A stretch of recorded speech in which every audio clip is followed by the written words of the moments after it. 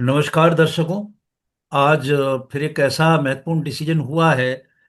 हमारे मिनिस्टर हरदेव पुरी जो कैबिनेट के मिनिस्टर हैं पेट्रोलियम के, उनके द्वारा कि जो E85 फ्यूल है वो मिलना शुरू हो जाएगा। और जो कीमतें हैं पर लीटर 20 रुपया घटा दी जाएंगी। आज इससे संबंधित और भी कई विचार हैं, कई सवाल हैं।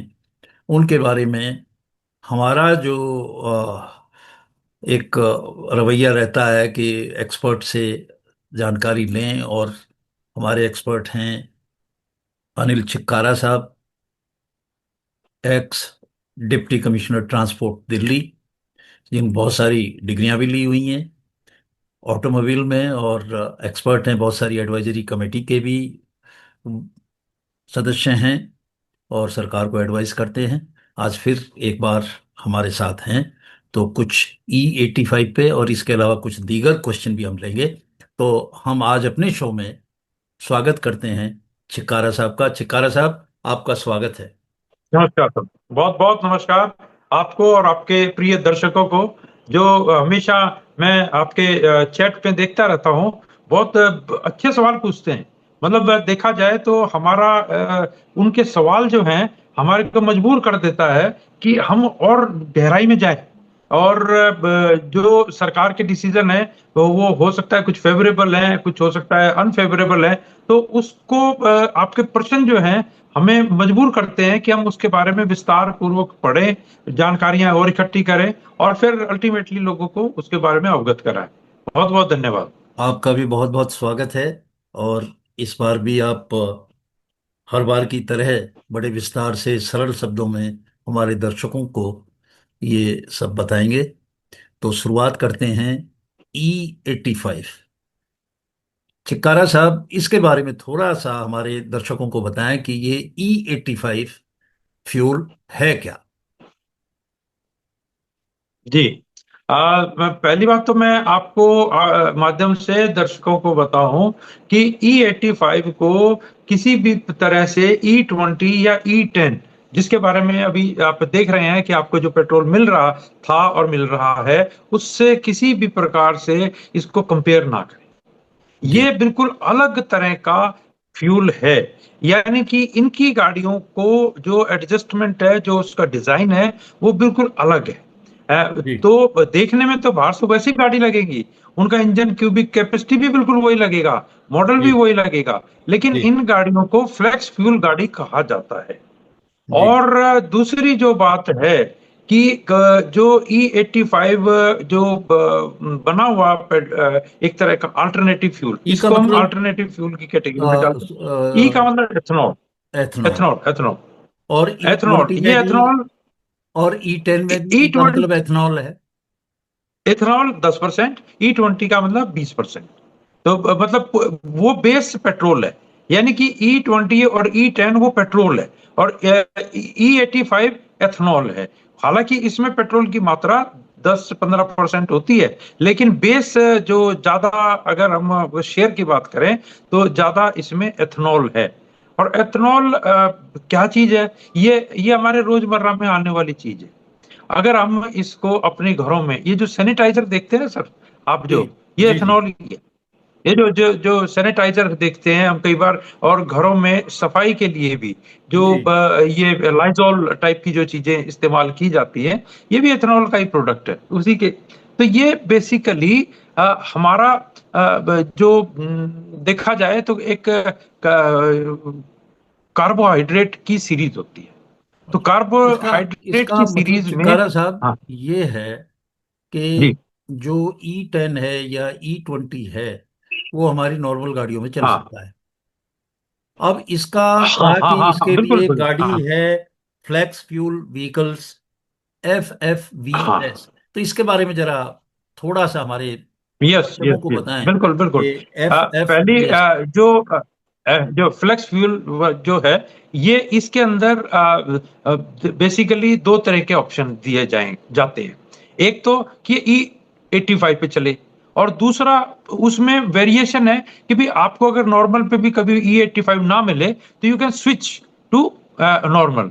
तो ये भी ऑप्शन, जैसे सीएनजी है, पेट्रोल भी होता है और सीएनजी भी होता है। इसी प्रकार से इन गाड़ियों में, एक ही गाड़ी में पेट्रोल भी आ सकता है और दूसरी टंकी में फ्लैश E85 भी आ सकता है। तो इस तरह का प्रोविजन किया जाना है। तो पहली बात तो ये है कि हम इसको भ्रामक ना हो कि ये हमारी गाड़ियों में डलना शुरू हो जाएगा। तो ये नॉर्मल गाड़ियों में नहीं डलेगा। इसके लिए जो फ्लेक्स फ्यूल वाली कन्वर्टेबल गाड़ियां आ रही है, वो ही गाड़ियां आएंगी। और इसमें जो मेन फर्क आ रहा है, वो आ रहा है कि जो एक तो फ्यूल लाइन है और फ्यूल पंप है। तो ये वाली गाड़ियों में मेटल का पार्ट नहीं होगा। जैसे हमारी टंकी होती है पानी की, वो पेट्रोल की टंकी, ये जी। मेटेलिक होती है। लेकिन इसमें क्या होगा कि मेटेलिक ना होके, या मेटेलिक के अंदर एक प्लास्टिक की अलग टैंक रहेगा। और इसी तरीके से इसकी जो फ्यूल लाइन वगैरह भी होंगी, वो मेटेलिक नहीं होंगी। अगर मेटेलिक है तो उनके अंदर अंदर से एक कोटिंग या कुछ इस तरह का एक ऐसा क्यों? लाइनिंग जो होगी, वो ये ऐसा इसलिए भी कि है क्योंकि ये जो पेट्रोल E85 है, ये इसमें वाटर कंटेंट भी होता है। क्योंकि ये जो है, ये वोलेटाइल जो है ज्यादा होता है। तो वोलेटाइल का मतलब हुआ कि जैसे होता है ना कि भाप बनने की स्थिति। तो भाप बनने की स्थिति में पानी की स्थिति में ये जंग लगने का चांस रहेगा। तो इसको फिर ये क्योंकि मेटल के साथ संपर्क में नहीं आएगा, तो फिर ये गाड़ियां उसी हिसाब से चलेंगी। और ये पेट्रोल के लिए भी अच्छा होगा। मैं आपको बताऊं कि ये हमारी ऑटोमोबाइल इंडस्ट्री को इम्प्रूवमेंट करने का एक अपॉर्चुनिटी मिली। तो ये इसको कॉमन होने में अभी मुझे लग रहा है कि 1-2 साल भी लगेंगे। और अच्छा। अभी ये कुछ ही शहरों में आ रहा है, या कुछ कुछ स्टेटों में आ रहा है। तो धीरे धीरे ये जब गाड़ियां इनकी मार्केटिंग होंगी, तो उसके बाद में ये फ्यूल भी अवेलेबल होता जाएगा। देखिए। और इसमें जो एक और है कि एक चीज और आपको बड़ी खास बताऊं, जी। E85 जिनके पास कार्बोरेटर वाली गाड़ी है, हम्म। जिनके पास पुराने जमाने की गाड़ियां हैं, उसमें ये फ्यूल कतई ना डलवा लें। मतलब ये फ्यूल क्या है, मिसिंग करेगा। ये फ्यूल कार्बोरेटर में तो ये जाम कर देगा कार्बोरेटर को भी। इसके लिए जो आज की तारीख में जो हमारा फ्यूल इंजेक्शन पंप होता है, मल्टी पॉइंट फ्यूल इंजेक्शन होता है, या जीडीआई फ्यूल होता है, तो जिसमें नोजलों के साथ चलता है, तो इसमें हाई प्रेशर पे ऑपरेट होता है। तो ये जो नई टेक्नोलॉजी, यानी कि BS6 वाली जो टेक्नोलॉजियां हैं, या उससे भी एडवांस जो हैं, वो ही इसको अकोमोडेट कर सकता है। अगर हम कार्बोरेटर में इसको चलाएंगे, तो हमारा इंजन की पावर उठाएगा नहीं, यानी कि ये एफिशिएंसी और ड्रॉप हो जाएगी।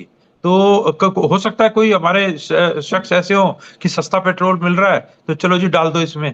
तो ऐसी गलती ना करें इसमें। नहीं, मेरा जी। सवाल ये है कि जो हमारे हाँ। मंत्री महोदय हैं, श्री जी हरदीप जी जी। पुरी जी, जी उन्होंने जी जी। कहा है कि 2026 तक 500 पेट्रोल पंप इसके लग जाएंगे, E85 के।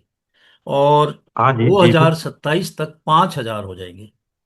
तो मेरा सीधा ठीक है। सवाल ये है कि हम 2026 में हैं, तो क्या हम्म। अभी कोई गाड़ी ऐसी है जो FFVS हो, जो हाँ स्विच मोड पे चले, जैसे सीएनजी और जी पेट्रोल, जी।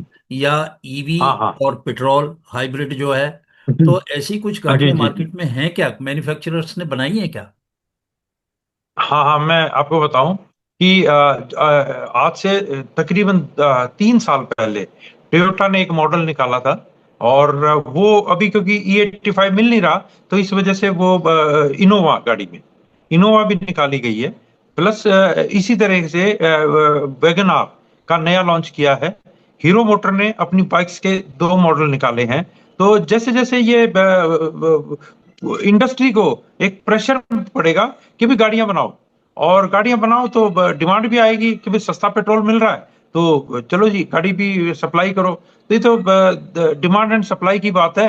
रेगुलेशन इसमें बहुत बड़ा पार्ट करता है कि सरकार ने अगर मैंडेट कर देगा कि भाई आपको गाड़ियां E85 की बनानी है, और उधर से ये पेट्रोलियम कंपनी को भी प्रेशर डालेंगे कि जी आप इनका सप्लाई करो, गाड़ियां बनाओ। तो डेफिनेटली ये जो काम है, अगर सरकार और समाज, मतलब सरकार, समाज और बाजार, ये तीन एक ट्रायंगल का पार्ट है। अगर ये तीनों मिलके काम करते तो हर काम पॉसिबल है सर, हर काम। अच्छा। कोई ऐसा नहीं है कि जी। नहीं हो सकता। जी। आ, तो इकबारा साहब, जी सर। मंत्री महोदय ने ये भी कहा, जो हाँ उनकी प्रेस वार्ता थी हाँ हाँ। 5 जून 2026 की, जी जी।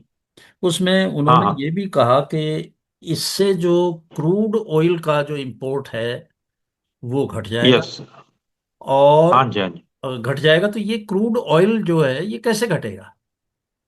इसका कोई देखिए सर रिप्लेसमेंट, क्योंकि एथेनॉल के हाँ हाँ लिए हाँ। ये कहाँ से इसका रिप्लेसमेंट आएगा? जी जी, मैं आपको ये सही आपका चर्चा का विषय है।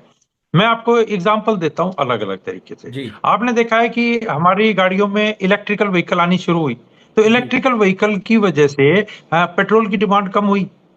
ठीक जी। है। सीएनजी आया तो सीएनजी की वजह से पेट्रोल की डिमांड कम हुई। अब तो डीजल की गाड़ियों में, आई मीन टू जो हैवी व्हीकल्स में भी सीएनजी लगने लगा। तो इस तरह से हमारा अगर अल्टरनेटिव फ्यूल, क्योंकि अभी जो हमारे को जो पेट्रोल आ रहा है, अगर देश का सबसे बड़ा खर्चा, अगर हम जो सरकार के आंकड़ों की बात करें, तो जी। 23 लाख करोड़ जो हमारा इंपोर्ट है वो सिर्फ पेट्रोलियम का है। तो पेट्रोलियम में अगर हम इसको घटा के सपोज 10 लाख करोड़ भी कर दिया, कम कर दिया, तो भी ये देश का एक फॉरेन एक्सचेंज का हमारा एक जो खर्चा होता है वो हम कम कर सकते हैं। जी। तो जहां तक बात है कि अगर सरकार ने अपने आप को डिपेंडेंट, फ्यूल डिपेंडेंट मानना है, तो ये एक बड़ा कदम होगा। अच्छा, मैं आपको एक थोड़ा सा और सूचना इसमें जी। जी देना बताएं। चाहूंगा कि जो जिसको हम इकोनॉमी के हिसाब से डालें। अभी आपने देखा है कि आप भी बैकग्राउंड गांव के और किसान किससे हैं, और मेरा भी बैकग्राउंड किस फार्मर फैमिली से है, किसान परिवारों से है। तो हमारे में देखा जाए क्या, तो आज की तारीख में जो हम किसान थे, तो किसानों के पास जमीन बहुत कम बची है, और हम इंडिविजुअल फार्मर बन गए हैं। एक एक दो दो किला, मतलब जो जो खेत जो होता है, पांच तो बीघे वो हमारे पास बचा है। तो तो अब उसमें हम सिर्फ हम मजबूर हैं कन्वेंशनल फसल बोने में, कि भाई ठीक है जी, हमने गेहूं बो दिया, तो गेहूं में ही हमारा 8 महीने लग गए। अच्छा, फिर बीच में हमने हल्का फुल्का कोई ज्यादा मेहनत करना, बहुत सारे किसान तो सिर्फ गेहूं ही बोते पूरे साल में, यानी कि उनकी जो फसल है वो एक तरह से वेस्ट जाती है। या वो ज्वार बाजरा कुछ सीजनल है, उसमें वो भी उसका भी यूज जो होता है वो जानवरों के चारे के इस्तेमाल में होता है। तो देखा जाए तो इकोनॉमी हमारी जो एग्रीकल्चर का है वो बहुत ही घाटे का है। अब ये वाला जो सिस्टम अगर हमारा कम बनता है, तो क्या है कि agriculture can become an industry. अच्छा, इंडस्ट्री, अब जैसे कॉर्न है, आपको मैं बताऊं कि ये जैसे मक्की, मक्की हमारे गांव में बहुत लॉस मेकिंग बिजनेस होता था, और मक्की का वो लॉस मेकिंग था तो कोई बोता नहीं है। लेकिन जब ये मक्की का इस्तेमाल हम इसको एथेनॉल बनाने के लिए करेंगे, तो हमारे को ज्यादा मक्की चाहिए। और जी। हम ये जो छोटे छोटे किसान हैं, ये कॉरपोरेट में अगर काम करते हैं, यानी कि भाई मेरी इतनी प्रोडक्शन होगी और मैं ये मेरा माल बिक जाएगा। तो जैसे जैसे अगर ये जो सपोज मक्की की है, तो मक्की का जो मेरा रेट है वो मैं आने वाले समय में दुगना कर पाऊंगा। और रही बात हमारा गेहूं की, तो गेहूं हम सही मायने में सरप्लस है। हमारे पास गेहूं का खजाना, मतलब जो स्टोरेज है, वो अब वो रखना भी हमारी सरकार के लिए भी मुश्किल बन गई है। गांव में इंडिविजुअल यही किसान कारण अपने मुझे घर में नहीं लगता रख है, सकता। और यही कारण लगता है जी। कि सरप्लस इतना गेहूं है, तभी सरकार हाँ जो जी। है 80 करोड़ लोगों को फ्री राशन दे हाँ, रही है। तो वो जो ये सरप्लस ये गेहूं है ये उसको फैक्ट है। वहां पे वो लोगों तक पहुंचा दे। यस यस, ये फैक्ट यही है कि हमारा, तो अगर हम लोग स्विच करेंगे कमर्शियल एग्रीकल्चर में, तो हमारा, मैं आपको बताऊं कि जी ये जो एग्रीकल्चर का जो बिजनेस है वो हमारी इंडस्ट्री, क्योंकि एनर्जी जो है, मैं सही मायने में अगर आप किसी भी देश की इकोनॉमी की बात करें, तो अगर वो एनर्जी में प्रोग्रेस कर रहा है तो वो देश प्रोग्रेस में। तो ये क्या होगा कि कॉरपोरेट हमारे जो कंपनियां हैं वो गांवों में जाएंगी और गांवों में ही फर्मेंटेशन डिस्टिलेशन के प्लांट भी लगा सकती हैं। यानी कि गांव के लोगों को रोजगार भी गांव में मिलेगा और वो फसल की बिक्री भी उसके खेत में ही हो जाएगी। तो मुझे लगता है कि ये अगर हम इसको दूसरी जो मैं आपको बताता हूँ आप किसानों का कितना कि फायदा इसमें देख इसमें रहे हैं? मुझे मुझे तो वैसा दिख रहा है कि हमारा एक रिवॉल्यूशन आ सकता है। क्योंकि ये तो एक मैं जब से थोड़ा थोड़ा सा इकोनॉमी में एग्रीकल्चर की देखता था, तो बार बार हम यही करते थे कि जब तक हमारा कमर्शलाइज्ड एग्रीकल्चर नहीं होगा, हम हमारा किसान तरक्की नहीं कर पाएगा। तो ये होना जरूरी है। किसान और हो किसान को सकता है। जी। किसान क्या जी। बोएगा कि उसकी आमदनी हाँ। बढ़ जाएगी एथेनॉल की वजह से, देखिए जी। हाँ, E85 की इथेनॉल वजह की से? वजह से। हाँ, एक तो इसमें मैं आपको बताता हूँ जी। एक तो इथेनॉल का सोर्स है, गेहूं है एक तो। अच्छा, दूसरा है मक्का है। मक्का थोड़ा सा और बेटर माना जाता है। शुगर केन उससे भी बढ़िया माना जाता है। तो बट शुगर केन में थोड़ी सी समस्या ये है कि वो हर जगह पर नहीं हो पाता। तो जहां पर अब जैसे जिस एरिया में अगर कहीं मक्का अच्छा होता है तो वहां मक्का हो जाएगा, जहां पर गेहूं की जरूरत हो रही है तो वहां पे ये हो जाएगा। तो ये और ये थोड़ी बहुत जो हमारी एग्रीकल्चर इंस्टीट्यूशन है ये इसमें मदद करेंगी। और अगर हमारा ये वाला एक्सपेरिमेंट सफल होता है तो मुझे ये लगता है कि ड्रीम जो कभी कभी सोचते थे वो ट्रू हो जाएगा कि हम हमारी इकोनॉमी जब भी बढ़ेगी जब सबका साथ पूरा गांव गांव डेवलप होंगे तो ही शहर डेवलप होंगे। जी। नहीं, चिक्कारा साहब, अब जी सर। गन्ने से भी एथेनॉल बनेगा, गेहूं भी हाँ अच्छा जी। सोर्स है। अब हाँ जी। उससे पैसे भी ज्यादा मिलेंगे किसान को। तो यस बजाय, यस यस। अब गन्ना शुगर मिल में जाने की बजाय हाँ हाँ। कहीं और जाएगा क्योंकि वहां ज्यादा फायदा होगा। यस। तो क्या नहीं बिल्कुल लगता बिल्कुल। कि आने वाले सालों में इन सब चीजों की, शुगर की, ग्रेन की, वीट की कमी हो जाएगी? आपको अगर थोड़ा सा बचपन अगर एग्रीकल्चर में याद हो और आज की बात करें तो मैं जी अपना मतलब पुराना जब मैं शायद फोर्थ फिफ्थ क्लास में था तो जी हमारे पास एक खेत में 15 मन गेहूं निकलता था। और आज की तारीख में वो ही जो क्वांटम है वो 75 मन पे आ गया। यानी 5 गुना हमारी एग्रीकल्चर कैपेसिटी बढ़ गई है। तो ये बड़े फैक्टर हैं। यानी कि हम पहले इतनी मेहनत करते थे तो हमारा उस टाइम में तो we were shortage of wheat. लेकिन आज हमारे पास क्योंकि वो प्रोडक्शन जो है वो अच्छे बीजों से, अच्छी खाद से, अच्छे तरीकों से हमारी प्रोडक्शन बहुत अच्छी बढ़ी है। लेकिन रेट नहीं बढ़े। रेट तो बल्कि कम हुए हैं प्रोडक्शन के हिसाब से। तो ये तो किसान के ऊपर फायदा होगा कि जौन सी चीज में उसको ज्यादा बेनिफिट दिखेगा वो बोएगा।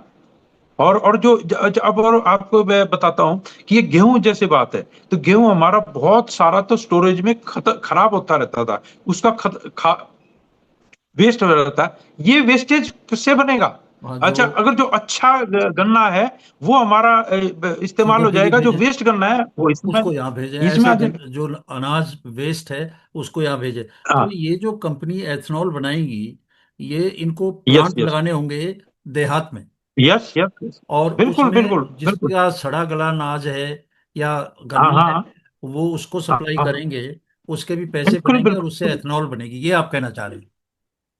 Yes yes. और छोटी छोटी अभी तक तो डिस्टिलरियां हैं। बेसिकली ये वही डिस्टिलरी है जो शराब की फैक्ट्री होती है।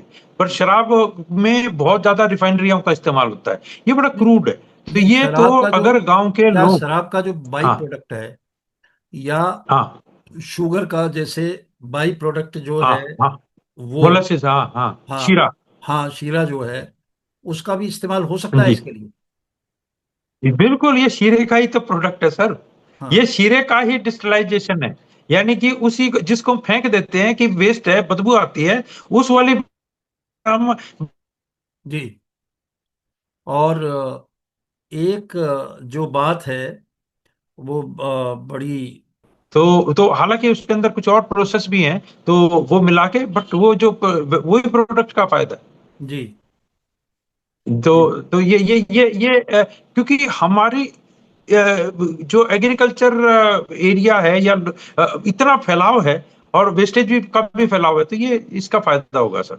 और इसमें सबसे बड़ा फायदा यह है कि गांव के बच्चे अगर छोटे छोटे मिलके भी अगर कोऑपरेटिव बनाए तो वो अपनी मतलब फुल एंड फाइनल नहीं, लेकिन मोलेसिस बना के सरकार को दे सकते हैं, जहाँ के आगे फाइनल रिफाइनरी बन जाए। तो ये कुछ ये पूरा थोड़ा पूरा बहुत इथेनॉल नहीं एम्प्लॉयमेंट बना भी सकते। जनरेट कर सकती है। हाँ सर, बहुत।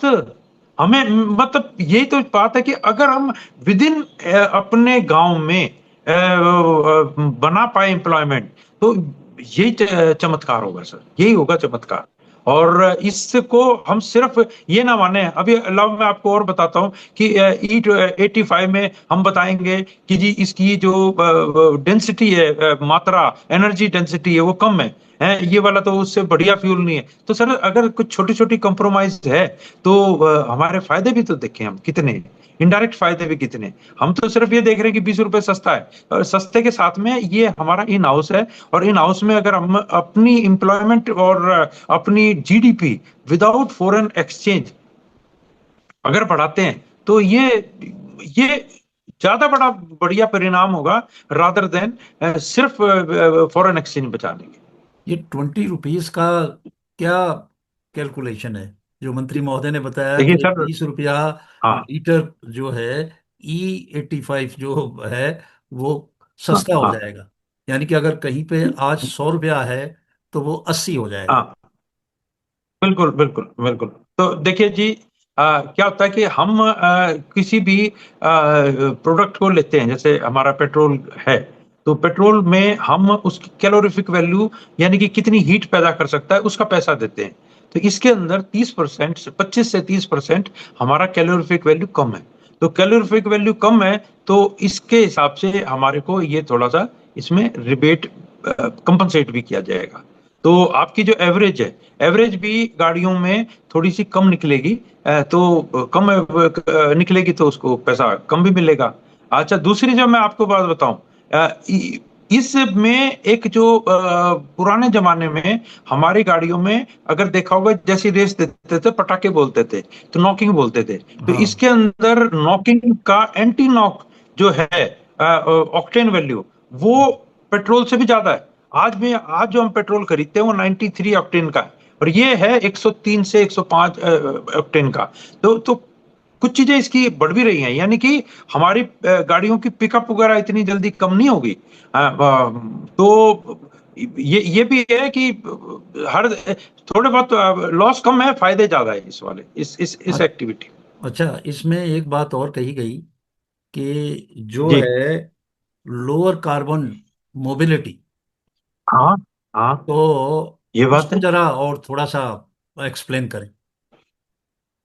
ऐसा होता है सर, क्या होता है कि जो पेट्रोल है ना, पेट्रोल का मतलब है पेट्रो ऑयल, पेट्रो का मतलब है फॉसिल। ये जो हमारे आज से हजारों लाखों साल पहले जो जो हमारा जमीन में जो सिविलाइजेशन थी, वो या हमारी एग्रीकल्चर थी या जंगल थे, वो जमीन में जाकर उनका कोल बना, उनका पेट्रोलियम बना।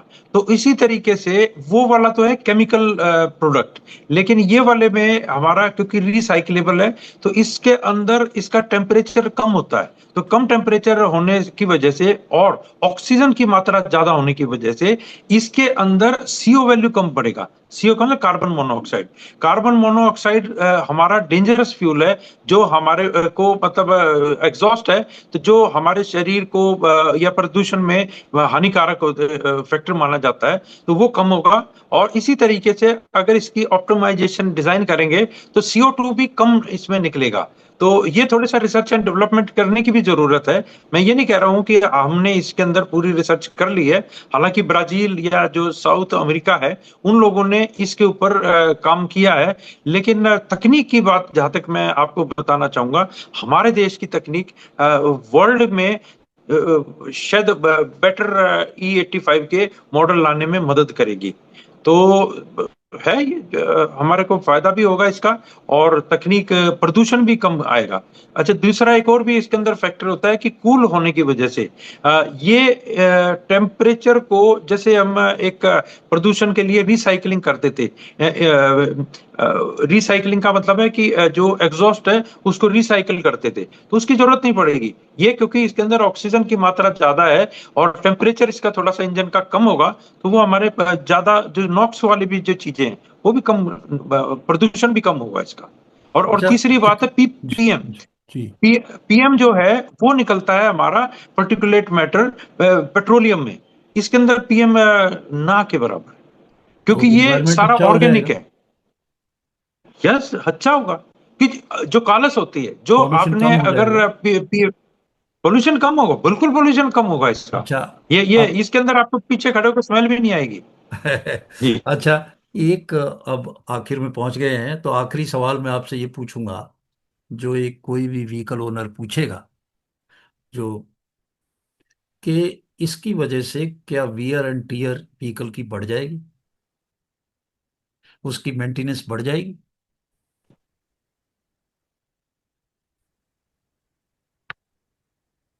क्या वियर एंड टीयर इसकी वजह से बढ़ जाएगी, गाड़ी की मेंटेनेंस? नहीं, वियर टियर इससे कोई नहीं, कोई ऐसा फर्क नहीं पड़ेगा, क्योंकि जो हमने डिजाइन है, यानी कि मैं आपको फ्यूल पंप की बात कर रहा हूं, तो इसका फ्यूल पंप का जो डिजाइन होगा वो हायर होगा, हायर पावर का होगा। अगर आप इसको नॉर्मल गाड़ी पे चलाओगे तो आपका वियर टियर और सारी प्रॉब्लम होगी। जो गाड़ी डिजाइंड ही E85 पे होगी, वो गाड़ी पे वियर टियर नहीं होगा। उसी चीजों का ध्यान रख के डिजाइन बनाया जाएगा। तो ये तो सब तरह से आपने पॉजिटिव पॉजिटिव बातें बताई। E85 जी जी पर जी जी। लोगों में अभी भी जो है एप्रीहेंशन है, थोड़ा सा डर है कि इसकी वजह से क्या है। हम्म अच्छी बात यह है हम्म कि हाइब्रिड हो जाएगा, हम्म, तो दोनों पे स्विच ओवर होता रहेगा, जी पेट्रोल जी। भी ले लें और ये भी ले लें, या डीजल और ये भी ले हाँ लें। हाँ, बिल्कुल बिल्कुल। तो नहीं नहीं, आज डीजल आप नहीं सर, डीजल को इसके साथ बायोफ्यूल अलग है। अभी फिलहाल पेट्रोल के पेट्रोल का ही साथ होगा, रिप्लेसमेंट है इसको। पेट्रोल के साथ होगा। पेट्रोल के साथ डीजल, डीजल को अभी फिलहाल उस पे शायद ज्यादा काम करना पड़ेगा। ये आसानी से होने वाला काम है। और ऐसी गाड़ियों की क्या जो लाइफ है, जैसे पेट्रोल की अभी कहते हैं 15 साल और डीजल की कहते हैं हाँ दस हाँ। साल तो ऐसी गाड़ी की क्या लाइफ जी स्पैन होगी आपके विचार में? देखो सर, मैं अब आपको बताना चाहूँ कि ये जो गाड़ियों का जो लाइफ है वो that depends upon maintenance condition. और ये जो हमने अभी आर्टिफिशियल लाइफ का कर्टेल किया है, आज की तारीख में चाहे BS4 गाड़ियां, दे आर परफेक्टली, मतलब वो एनवायरनमेंट के हिसाब से, परफॉर्मेंस के हिसाब से दे आर परफेक्ट। और उनको अगर स्क्रैप किया जा रहा है जस्ट वर्च्यू ऑफ कि जी हमें रिप्लेस करनी है, तो देखो मैं इसमें सरकार के पूरा समर्थक नहीं हूं।